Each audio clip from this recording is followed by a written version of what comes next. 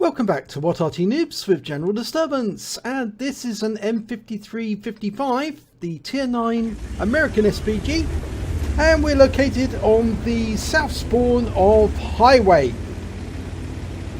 Now the commander of this vehicle is Goliath Killer 1, and he's moving a long way forward actually. Not what you'd normally expect from the M55, and this is an M55 because that's an 8-inch howitzer there.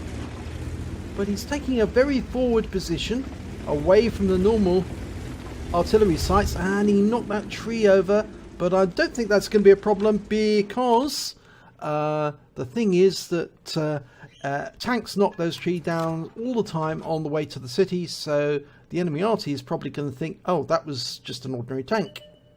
Okay, got a Wizzy 131 over near the bridge.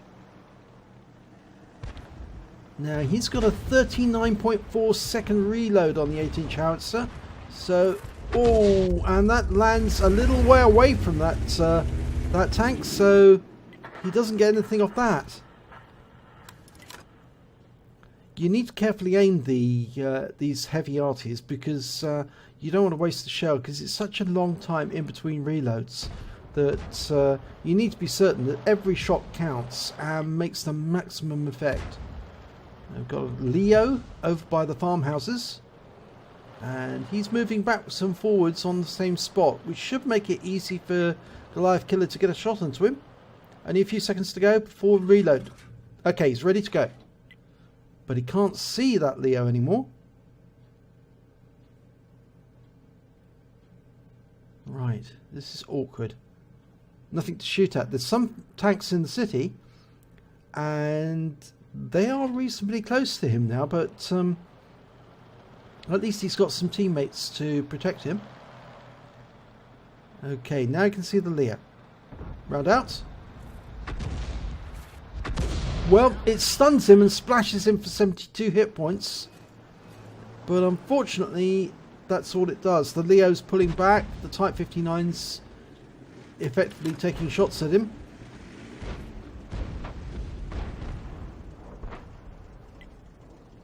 Right, we've got a VK4502, but is he going to go for it? No. T30, sitting outside the city, taking shots into the city, obviously, and that makes him a perfect target because he's sitting there taking pot shots, which means he needs to remain almost stationary. But instead, he's going to go for it's a VK4503. Okay. Dialing in. Adjust his aim. Round out. No, he hit something in between. I think there was a building, and the shell hit the building instead. He did have a red line when he had moved his adjusted his aim slightly, so maybe that obstruction was actually more pronounced than he thought. But the big worry is there's only 2 on his team still alive in the city, so he might have to retreat back up the hill again if they break through. Yes, you can see the silos there. The shell may have hit the silos when he fired in earlier. May have hit something. Anyway, that T29's gone down. There is an IS-2. He can hit that if it comes out from behind that building. But he can certainly hit the Lerva and the T30. T30 would probably be a better target. He's going to come around that corner, I think. Okay, the Lerva's coming around. Round out. Oh, he gets a hit there, and we got the sizzle, which means he definitely hit the target, and he did 256 hit points of damage there. And he's retreating back up the hill. No, he's going to have to move and motor it. Now, one of the good things about the M55 is it's built on the chassis of M47 medium tank, and that means it's actually quite fast. It's also one of the few Artys, along with the Bachatilians and the GW Panther, that actually has a turret that can actually turn, which means it's got a wide arc of fire. Okay, he's made it up near the cap again, and he's adjusting his aim to have a look at that GW Tiger where it was last seen. There is, in fact, 2 targets together. Round out. Well, he hit the GW Tiger and knocked him out. He's gone. So he's got one kill. He's relocating. It's getting closer. Now the Waffenträger's going to have a lot on his hands right now, because the enemies have broken through the city and are headed this way, which means that the live killer's going to have to move as well. But he has got an ISU 152 and an SU 152 for company. So if they need to take back their own cap, he can do so. Okay, he's loaded. We've got a Charioteer and a Lurver. That's the same Lurver he hit earlier. They're making their way back to the cap because our team is capping.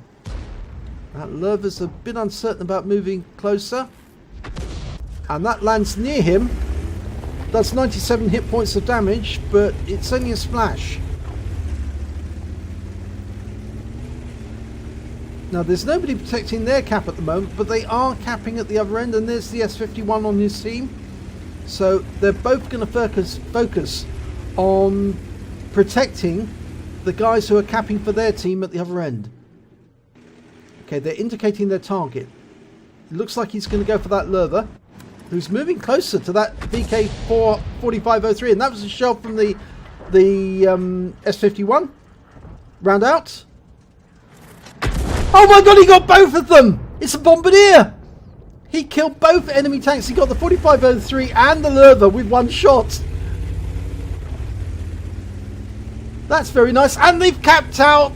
They've capped out. They've won. Woo! And it's all over.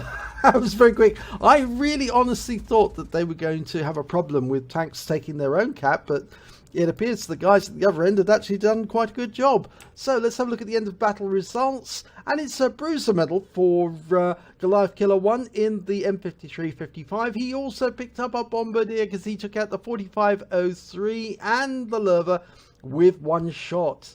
And let's have a look at the team scores. Well, he's quite a way down the table. He only did 1,143 hit points of damage, which puts him way down. But when it comes to kills, he was right at the top of the table with 3. And when it came to base XP, well, he's a little way down the table again at 624.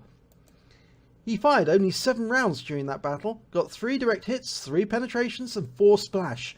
Did damage of 1,143 hit points, all at more than 300 meters. He hit 4 of the enemy but killed 3 of them, and he did stun assistance damage of 830 hit points off 4 stuns. On a standard account, he earned 17,999 credits, but the ammunition costs at this level are rather expensive, so after paying for the restocking his magazines, he actually only has 4,909 credits remaining. And he received 624 experience points, and I'm afraid that's all he took away because he had no multipliers and no personal reserves running. But it was a victory, and it was a rather nice Bombardier, and it was actually quite a quick victory if you think about it, because the battle only lasted for 7 minutes 31 seconds. So it was all over rather quickly. Actually, no, 7 minutes 31. It's 6 minutes 34. Sorry, I was reading the wrong one there. So it was a very quick battle altogether. So if you enjoyed this replay, please give it a like and do subscribe to our channel, and hopefully it'll be your replay that I'll be featuring in our next video.